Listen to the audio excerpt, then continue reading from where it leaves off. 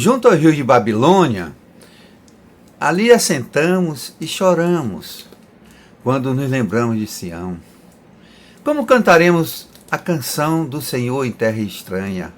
Diz o Salmo 137, versículos 1 e 4.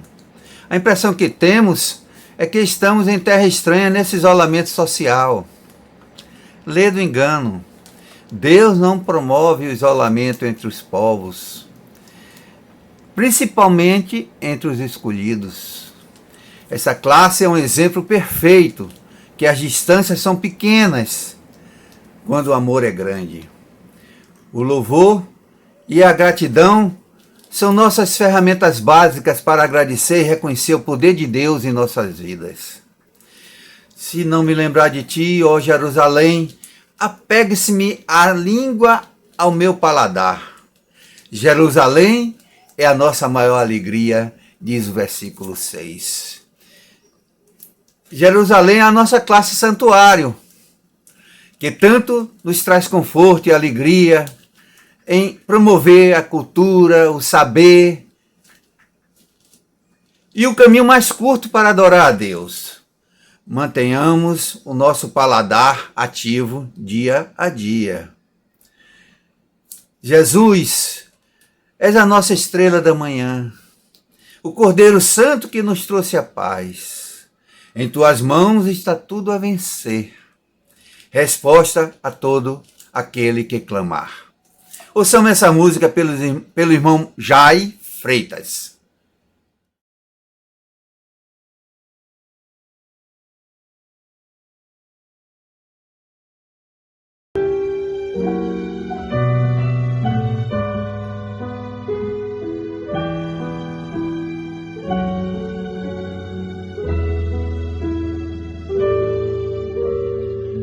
És a nossa estrela da manhã, Cordeiro Santo que nos trouxe a paz. Em tuas mãos está todo vencer. Resposta a todo aquele que clama. A verdade é tua palavra, que não podes mentir. Por isso estamos aqui. És a nossa estrela da manhã, Cordeiro Santo que nos trouxe a paz. Nas mãos está todo vencer. Resposta a todo aquele que clama. A verdade é tua palavra, e não podes mentir. Por isso estamos aqui.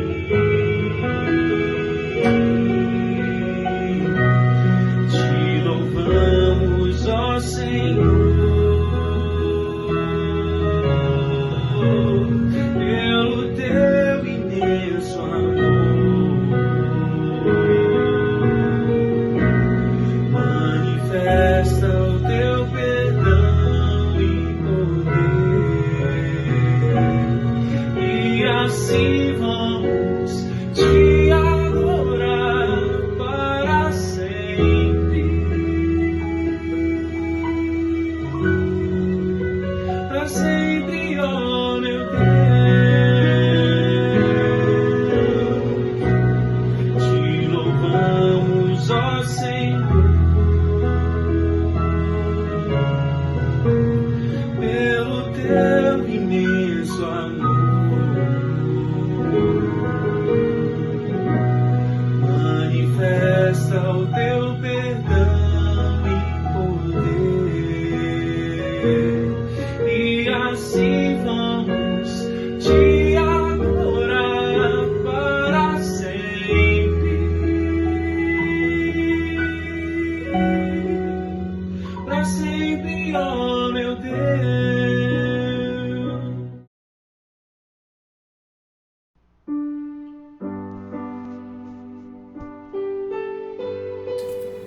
Nesse mês de abril, estamos nos debruçando sobre o tema Educação Cristã, objeto principal da classe Santuário.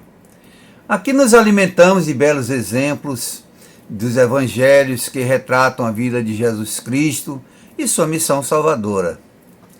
A irmã Meire Arapiraca, nossa musa das boas letras, nos trará a lição do apóstolo, baseado em Romanos 12, 2.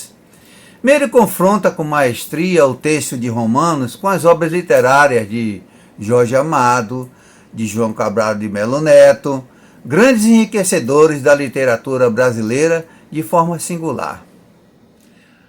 Ouçamos.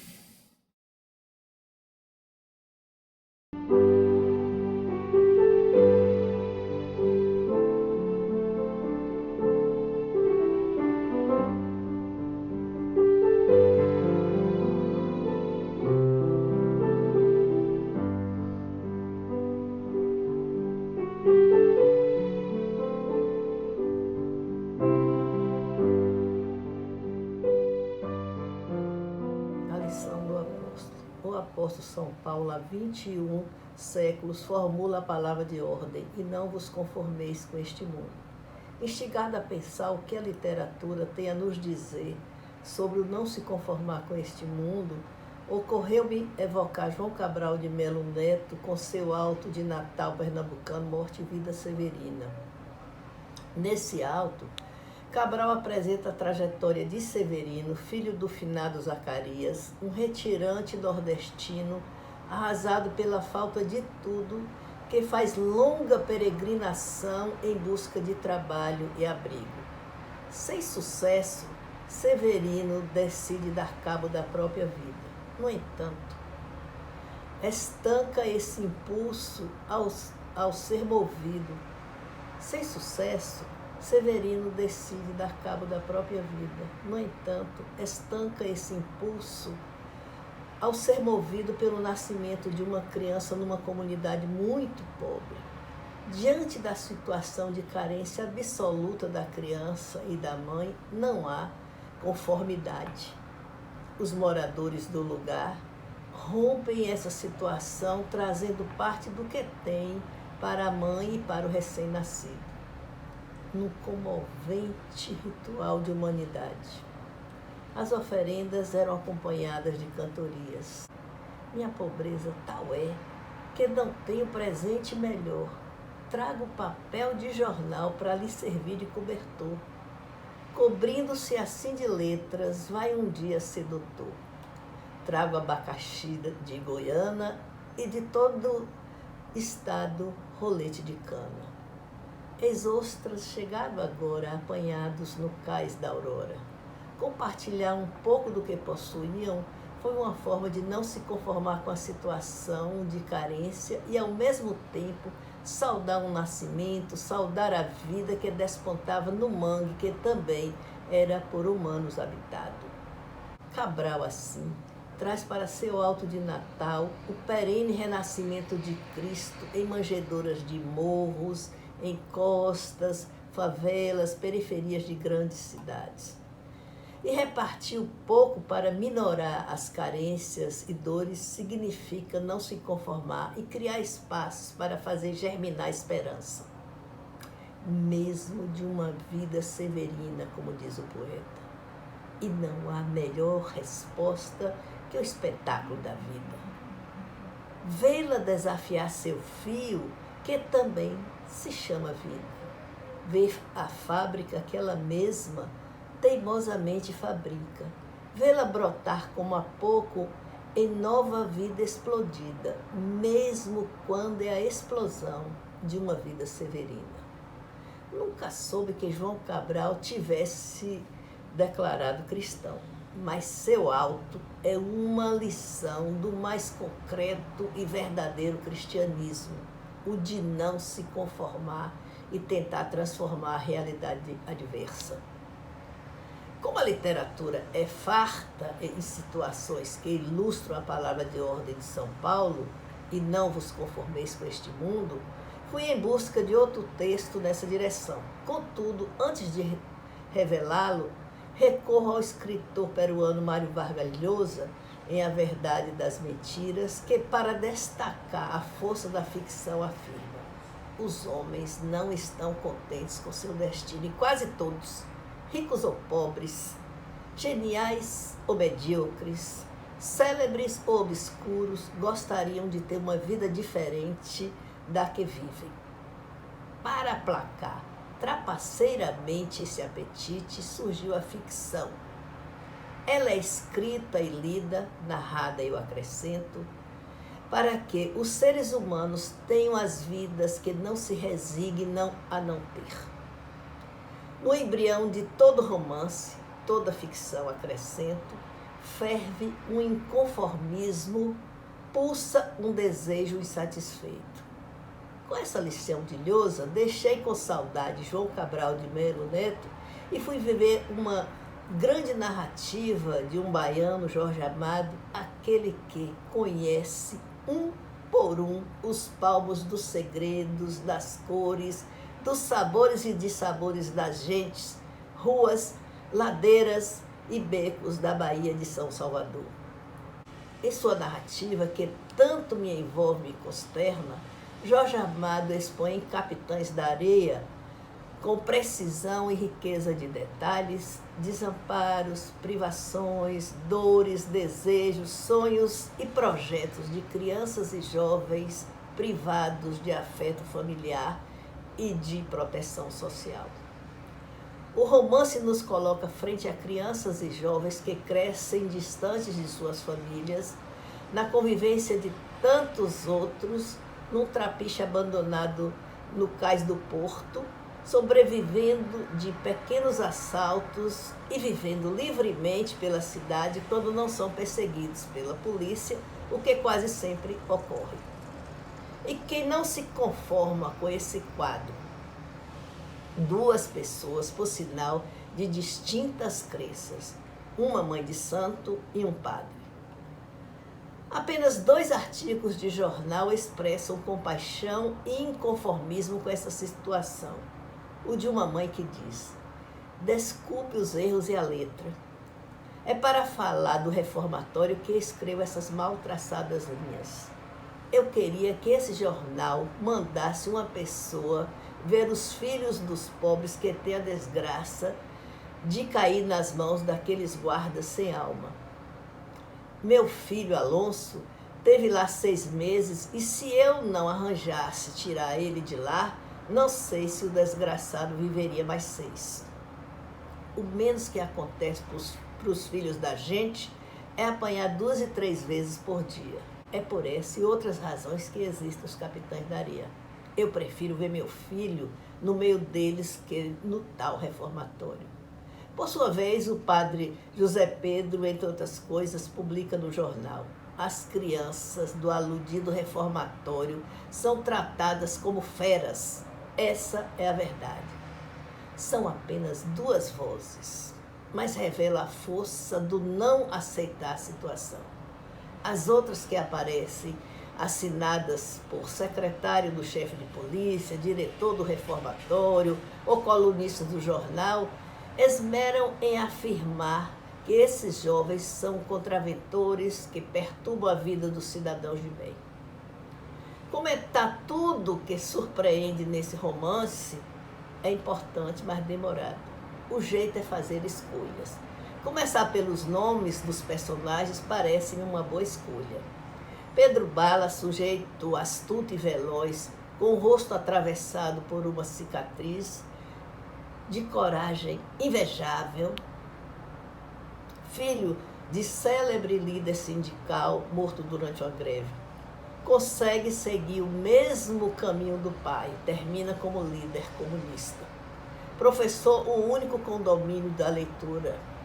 Gato, o bonitão e arrumado, acaba como cafetão de sua amante, Dalva, na cidade de Ilhéus.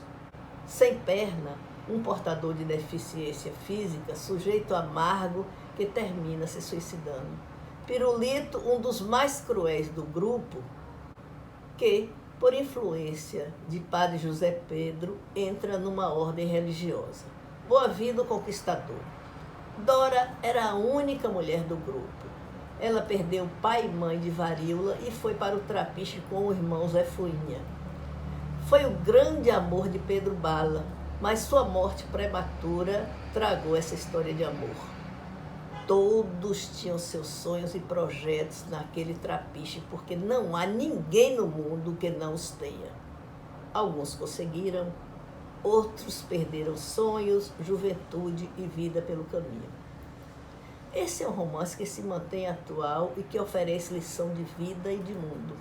Não é preciso procurar muito para saber os pontos de tráfico de drogas que atraem tragicamente a meninada da nossa recém-aniversariante cidade do Salvador, 472 anos, mas que ainda não tomou juízo e ainda não faz jus a seu nome.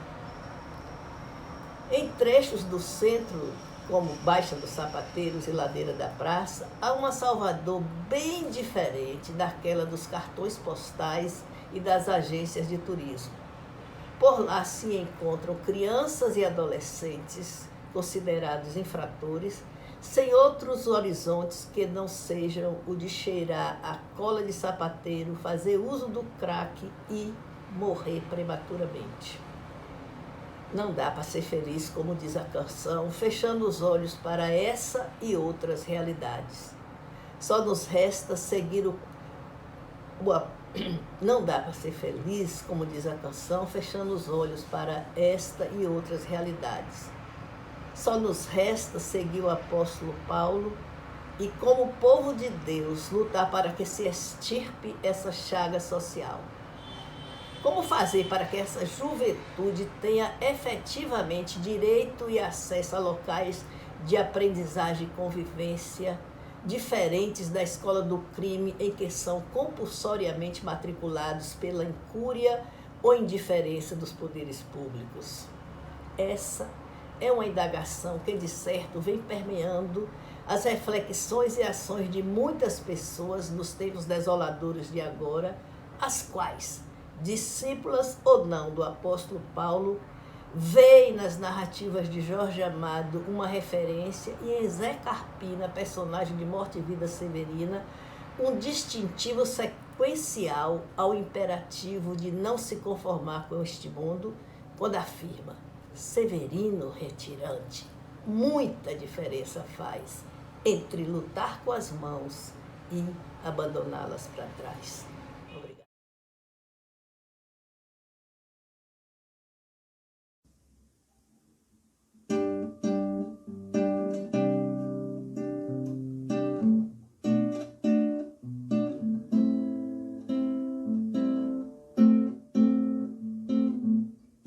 Senhor, vem me abraçar.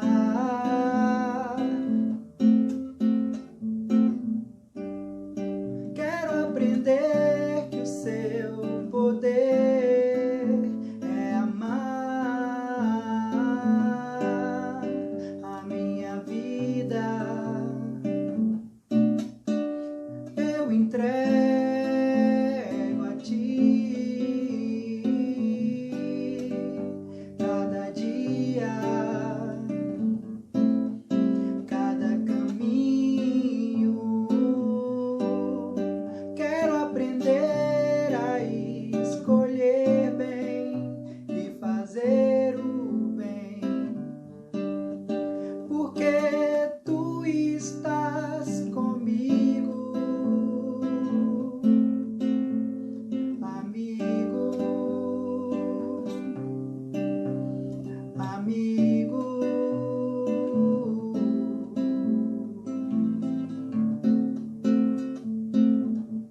Senhor, eu sei que tu não me olhas de cima, mas está aqui comigo no meu coração, no meu coração.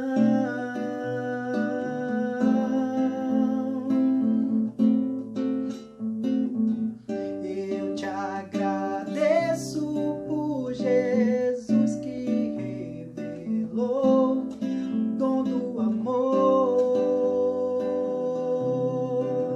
e por nós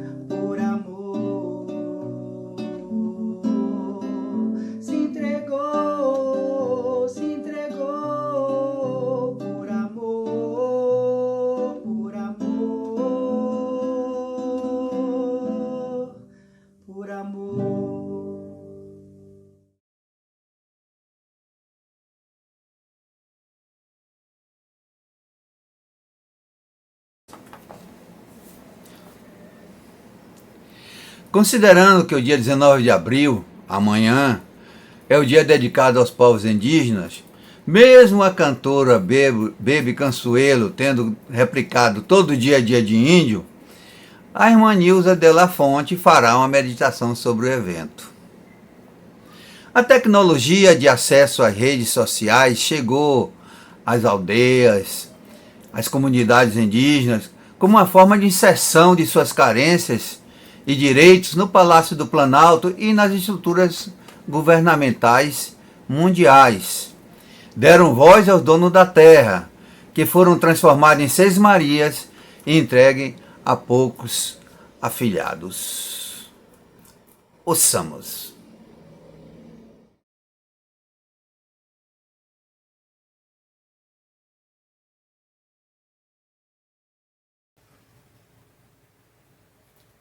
Oi, classe!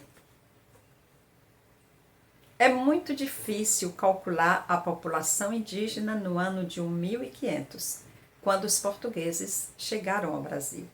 Mas muitos historiadores afirmam que, após um século de ocupação, 70 a 80% daquele povo foi exterminado por doenças como gripe, varíola, sarampo, doenças trazidas pelos portugueses.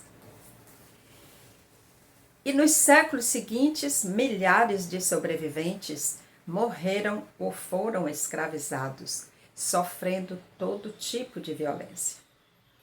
De um modo geral, enfrentaram e enfrentam até hoje as contínuas tentativas de invasão de seu espaço territorial, de rios e florestas, riquezas absolutamente necessárias para a sua sobrevivência. O atual governo está fortemente empenhado em retirar os seus direitos, através de diferentes manobras policiais, judiciais, facilitando a invasão de madeireiros, de grileiros, de garimpeiros, dificultando a demarcação das terras e facilitando atividades que agridem o meio ambiente, como a mineração e o desmatamento. Muitos líderes indígenas, ambientalistas, integrantes de ONGs já foram assassinados e muitos outros estão marcados para morrer. Mas os povos indígenas resistem, se organizam e resistem bravamente, defendendo suas terras, suas culturas e suas expressões linguísticas e culturais. Foi com acesso à educação que eles descobriram novas ferramentas de lutas. Há algumas décadas, muitos jovens indígenas conquistaram espaços nas universidades e têm formação acadêmica de graduação, de mestrado, de doutorado, em diversas áreas, provando que o indígena também pode estar onde ele quiser.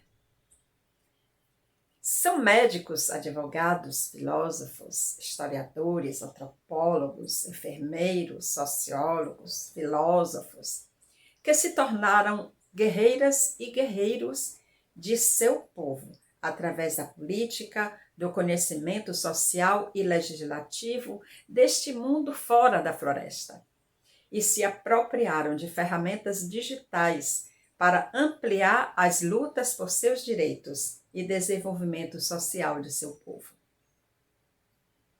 Queremos, pois, reverenciar, neste dia, os povos indígenas de todos os tempos. E como estamos no ambiente virtual, dedicamos este programa aos indígenas contemporâneos que estão se destacando nas mídias, usando as redes sociais para quebrar estereótipos e dar voz ao seu povo. Através de rádio, Facebook, Instagram, YouTube, individualmente ou organizados em coletivos, em projetos musicais e documentários, os novos internautas ampliam os debates em torno das questões política e socioambiental, valorizam e divulgam a sua diversidade étnico-cultural e fortalecem a identidade dos povos indígenas. A todos os indígenas, o nosso respeito.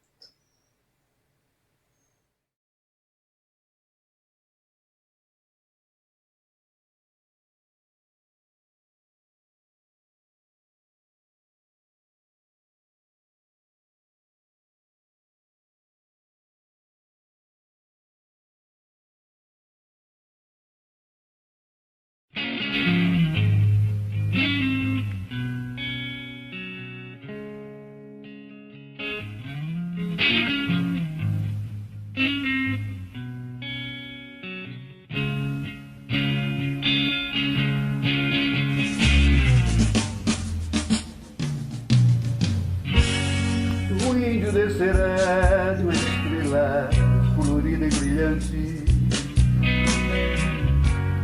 de uma estrela que virá numa velocidade estonteante e pousará no coração do hemisfério sul, na América Nuclear.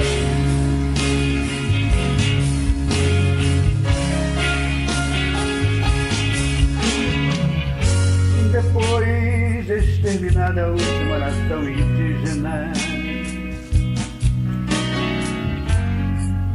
e os espíritos dos pássaros das fontes de água límpida, mais avançado que a mais avançada das mais avançadas das tecnologias, virá nem Mohamed Ali,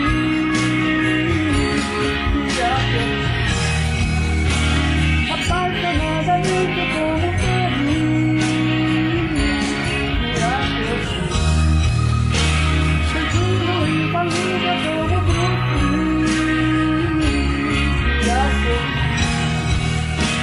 você é um alfacete de um seguinte.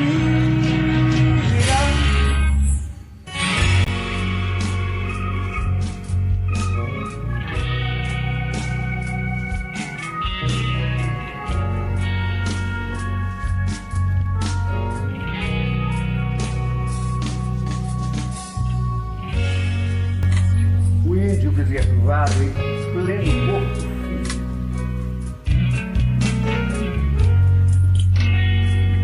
em todo sólido, todo gás e todo líquido, em átomos, palavras, alma, cor, em gesto, em cheiro, em sombra, em luz, em som magnífico,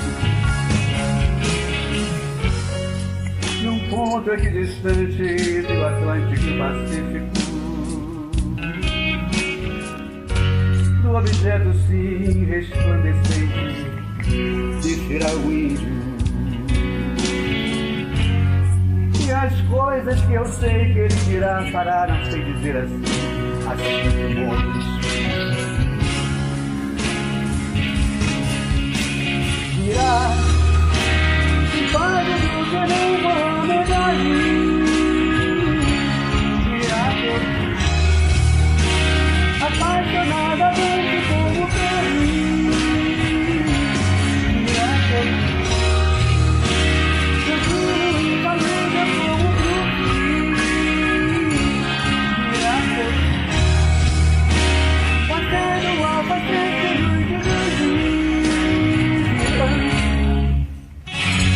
e aquilo que nesse momento se revelará aos povos surpreenderá a todos, não por ser exótico, mas pelo fato de poder ter estado oculto quando era assim.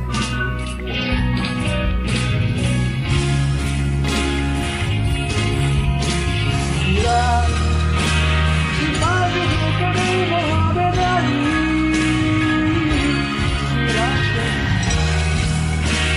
apaixonadamente como feliz,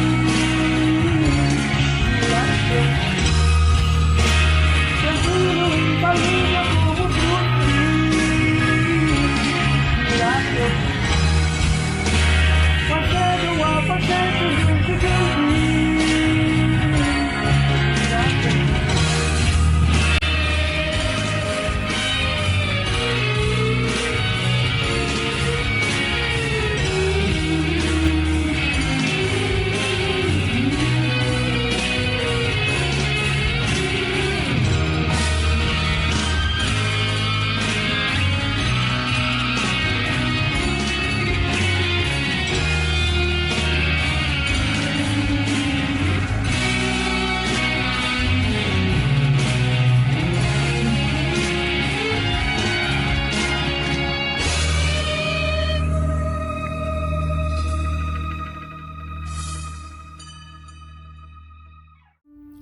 Jesus, nosso Mestre, seja o nosso pastor e esteja sempre presente em nós, pois só assim nos sentiremos completos.